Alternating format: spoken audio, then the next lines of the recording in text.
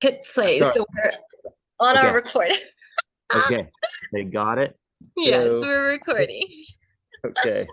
Check one, two. Check, check. Woo. Okay. Yeah. So where are we? You said, where are we? Let me Yeah. let's drop Bring in me quickly in. first. Okay. Okay. Bring me in. Firstly, yes, just to validate everything you've just been saying and drop in so deeply. I find when witnessing you in your journey be at such a point of literal embodiment in yourself that you're sitting 3 months, 3.5 months later, setting out a vision for reconnecting into intimacy with your partner and wanting to open up sacred space with your daughter who's entering into womanhood and being so open and vulnerable and strong and brave on wanting to build that container is incredible. Like for me, I'm like, that is an embodied man. Like purpose, vision, but coming home to like the depth of it. And before anything else to say, absolutely. I know with you that healing the father wound, dropping into divine masculine, being in your presence, being that man.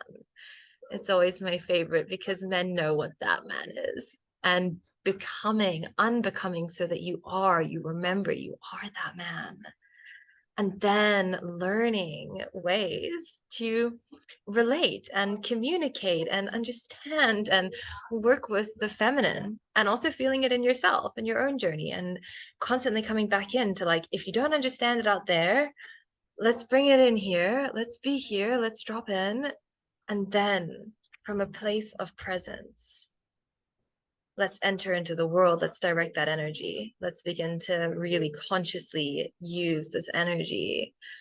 And so, yes, to all of this, it's I'm like, ah, life. Yes, yes. So powerful. So powerful. Hmm. Okay, I'm gonna drop in a couple questions for us. And then once we're all wrapped up, we can hit pause, also drop into a few more of these things because it's just life is like, but Hmm. just dropping in. Mm. Honoring this magic space, our magic space, the divinity of life that flows for us, through us, and where it's been in such a remarkable space in space time. Like it's my first question.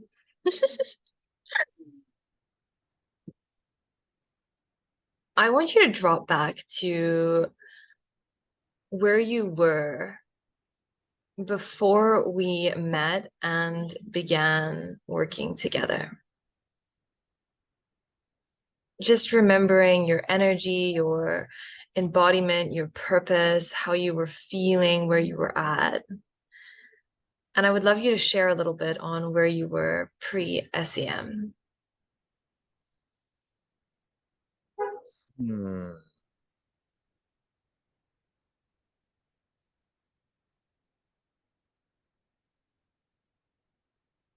Okay. So that was only what, 3 months ago in time, in physical 3D world time, maybe 4 months ago, but it feels like a lifetime ago. Um, who I am now feels very different, and not so much different like I'm a different person, but just I feel more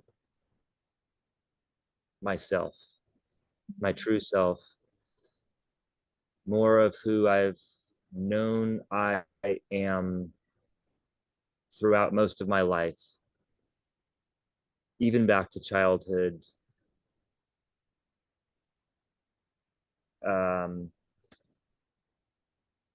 But along the way, feeling like I've lost myself or I became someone else.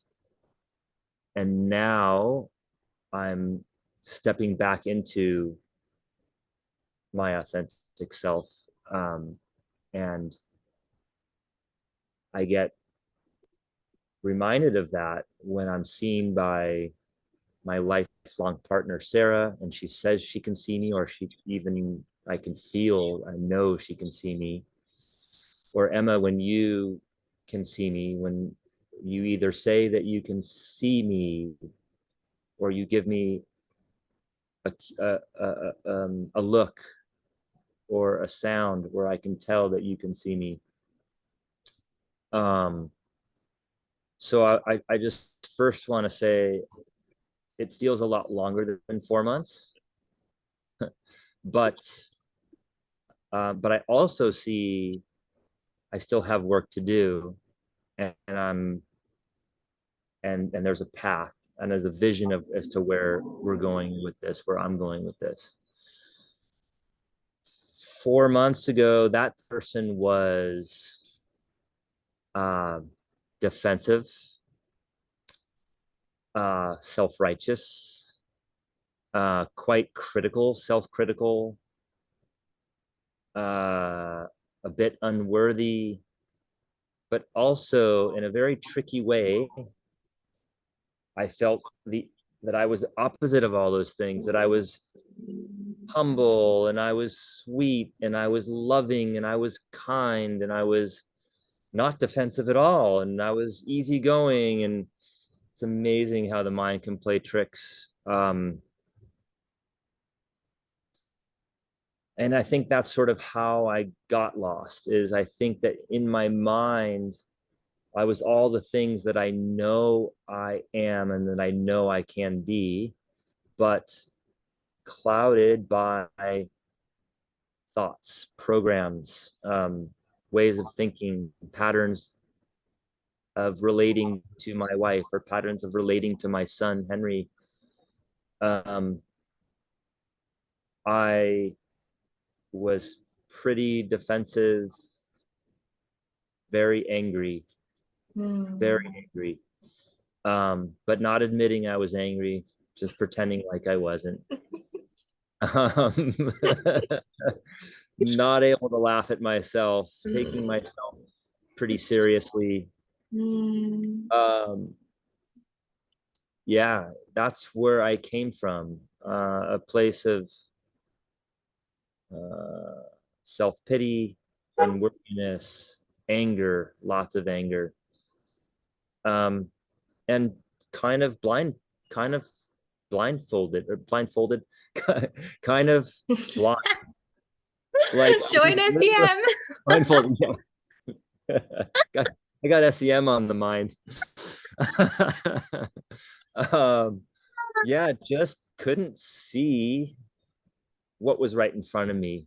My Mm. beautiful family, my beautiful life, um, great, you know, uh, being able to be grateful for, you know, the, the abundance that I have. And of course, these mind tricks, I thought I was embodying gratitude. That's what I talked about a lot. And that's what I felt, a lot of gratitude. But there was something missing. There was this wall around my heart, this disconnect, this inability to truly open my heart. Mm. And that's, I think, where I came from 4 months ago. And it's hard to even put into words. It's more this feeling of confidence or this feeling of being anchored or this true grounding Mm. rather than sort of,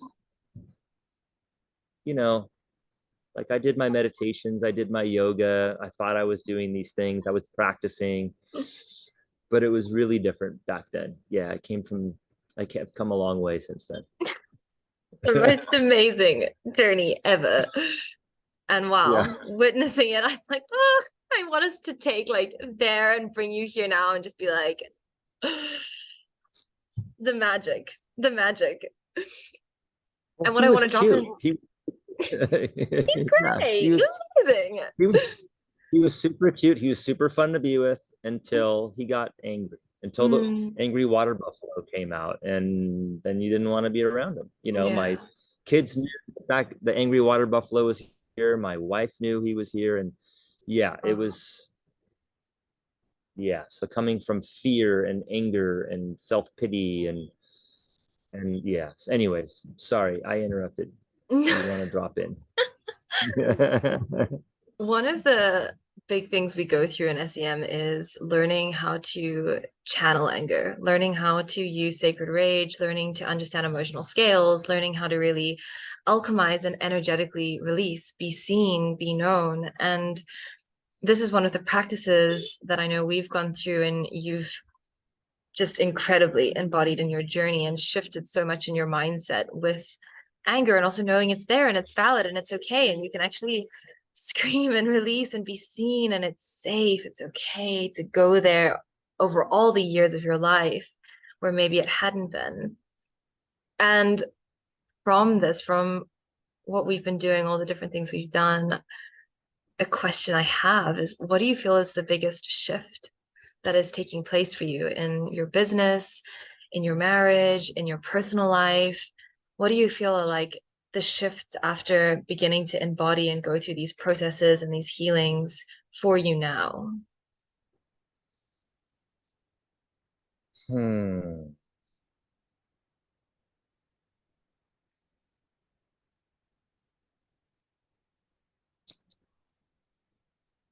When I think of the biggest shift, what comes through for me is my relationship with Sarah, with the love of my life, with my partner, with my lover, with my the mother of our children, um, is a release of any shame or guilt of being masculine or being male, the release of any shame or guilt of being angry from things of the past. And when that guilt is and that shame is not there, when that's been moved through, I don't feel the fear anymore of, well, you know, she wants to talk about a subject that's sensitive for me or touchy for me. I don't, I don't know if I'm going to be able to handle it. So I'll just react in rage and I'll just yell over her and I won't even know what she's really trying to say. I just don't want to hear what she's trying to say, getting defensive and protecting myself. And so I think it's the biggest shift is more a confidence in myself through a faith in God that this it's okay to sit with these feelings. It's okay to feel these things. It's okay to let her feel or express what she is feeling without reacting so quickly or quick to judge or quick to criticize either her or myself or Mm, Henry. It's if I see Henry acting out, it's okay to sit with that and let him process it. It's this space of it's okay. I don't have to control everything. I don't have to make Sarah love me. I don't have to make Henry stop misbehaving or expressing himself. It's more of an understanding, and I think what starts with is a self understanding that it starts with myself. It's the feminine in me. There's chaos. It's okay. we can we can sit with it. And so when the biggest shift for me is when Sarah started to notice my energy was different, that I could, that she was safe to have a conversation with me that in the past might otherwise cause me to react. I noticed that she felt she could trust me with very sensitive personal topics for her. And when she felt safe with me, I felt that she was opening up to me. She was opening her heart to me. And when that happened, it really opened my heart. And it was like this virtuous cycle. Um, and so that big shift that happened for Sarah and I started to create a different energy in the home. And the children picked up on it right away. I just the other day I saw Henry just come up to mommy and give her a big kiss with full lips and a big wet kiss, and then just for no reason at all, just tell her that he loves her. And that to me felt like that was because, not because, but it was this energy, was a flow of energy of this space that Sarah and I are co-creating together in the home, without attachment to outcome, without me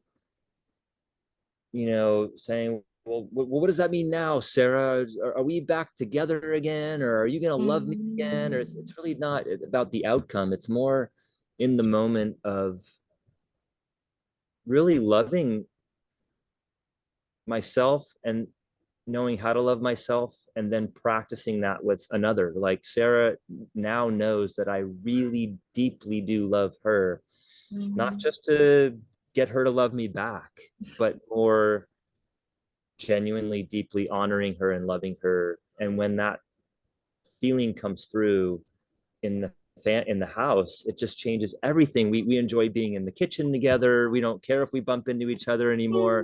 It's fun to wash the dishes. It's fun to cook together. And who cares whose turn it is to clean the dishes, because we're playing music and we're dancing, and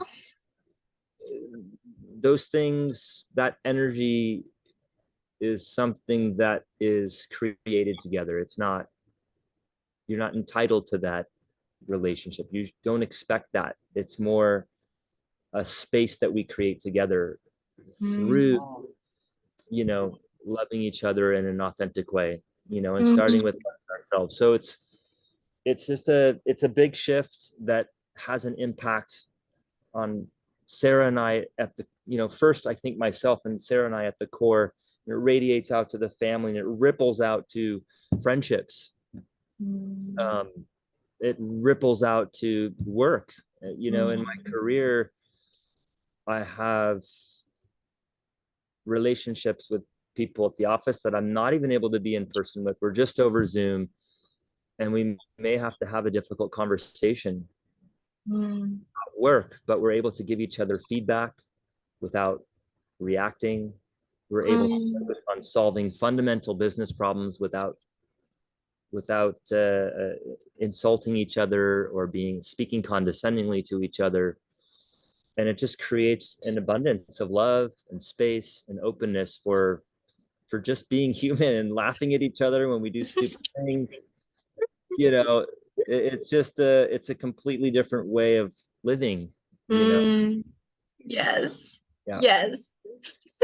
Oh, I love it. I love it. I love it because it's a big thing, and I say it a lot, but it's so core. And it's that we as souls have purpose. We have a purpose. We have a divine calling and purpose in this planet, in this world, in this life that we are embodied into. And many of us are stuck in that pressurized headspace of like, I have to get the goal, I have to figure it out because that's the purpose. And I've found very often when we start to drop into the body and the pleasure of living, it's like pleasure over pressure, and you still get your purpose. Like you get more than what you could have ever thought for in your purpose because you're actually enjoying your fucking life. Like you're actually enjoying your life. You're enjoying your body. You're enjoying your partnership. You're enjoying communication. You're not going for these end goals, that obviously and very often end up being like distressing. You're just in the flow, and then miracles manifest. And I would love for you to, yeah, maybe just as we slowly wrap up, drop into how this ripple affects for you and also how it's been being guided in this process by me and how it's now moving through you for others. You know, I always say it's for us, always life, and then through us. And how you've experienced that ripple of life shifting and becoming for you.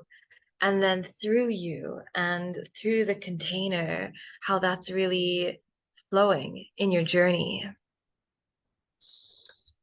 Well, yeah. So Emma, I've read a lot of books that talk about these concepts and these life philosophies, and I've listened to podcasts, and I've, you know, tried to understand these universal concepts of love and lightness and how to love one another. But I feel that working with you has given me a much deeper understanding or access to those concepts by being able to practice them in my body, through my body. I think it's first, for me personally, it's something about your voice. Um, activates something in me, or the vibration allows me to feel a true connection to the divine, a channel to the divine, and access to it. I think also working with you somehow, even though I may not be able to put my feelings into words yet, because I'm still working on my voice, you somehow kind of know what I'm talking about. And then you're able to mirror or reflect back to me what I was trying to say in words, that then I can actually use those words later on when I'm trying to understand what's going on. And then of course, the energy healing sessions that we've had have been, you know, mysteriously, I mean, I don't know how I don't exactly understand how it works, but every time we go through a healing, uh, there's a shift, there's a change, or the things that I'm learning go from at the word level or at the practice level, and it actually becomes in my body, at at the body level, something that is now a part of me. Um, so moving energy through me, helping me get anger and process that and get that out, or alchemize anger into something different. And so I would say, yeah, that sort of combination between your voice, your voice, the actual vibrations of your voice, your ability to listen with your ears, but also with your soul. And then your energy healing sessions have given me the confidence and the tools to embody everything life has to offer and learn how to let life happen for me and through me. And it's a practice. This is not something that I'm an expert at all. Still make a bunch of human mistakes all the time, and I'm gonna keep making them. But now I have this sort of platform for laughing at myself when I make a mistake, asking for forgiveness uh, when I've hurt someone, giving myself the space for not feeling so guilty when I do make mistakes, and then coming back to you for these check-ins. Um, the practice of meeting with you once a week, or if something pops up in the middle of the week, it's just really helpful to know that I have a soulmate, um, by my side. So thank you for that. Yes. Of course, my love. And thank you for this. This is magic. Forever just closing the space before I hit pause and we drop in to honor you, to honor us, to honor where it all began, the synchronicities, the incredible divine encounter of discovering each other in the human experience, and the profound blessing it is to be the witness and to allow life to flow through me for you, and then witness that ripple effect happening in your business, in your home, in your family, in your body, in your friendships, every aspect. It is an honor beyond words to be a part of this co-creation and to adore you and love you and watch as you truly embody into your purpose, into your fullness of life. And then more and more and more and more, as is the universe, as is life in this realm. So yeah, thank you, my darling. Mm, I see you, feel you, honor you, and love you so much. mm. Hmm. Amen.